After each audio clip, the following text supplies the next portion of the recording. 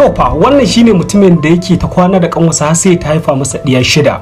Wannan mata kanwarsa ce, ubansu ɗaya kuma uwarsu ɗaya, jini guda ne yake yawo a cikin jijiyoyinsu. Sai dai fa ya fara lalata da ita ne tun tana da shekara 16, inda ana yi har lokaci ya kai ga an haifa yara guda 6. Yara sun fara girma suna tambayar wane ne babansu. Maman tana ce musu babansu ya tafi bai dawo ba, wani lokaci ma ta ce musu ya mutu, tana ce musu yayanta kuma kawunsu ne ba babansu ba. Yaran ba ita kadai suke ma wannan tambayar ba a gida, har idan suka fito waje ma suna tambayar makauta da sauransu. Hakan ne yasa har 'yan sanda suka shiga cikin wannan magana.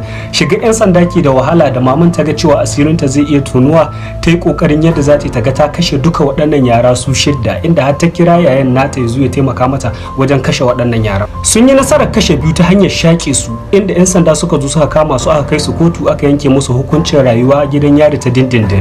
Sai dai fa wasu mutane suna ganin cewa bai kamata a ce waɗannan mutane a kai su gidan yari a aje su a rinka ba su abinci ba, kamata ya a kama su a kashe su saboda shine hukuncin da ya cancance su.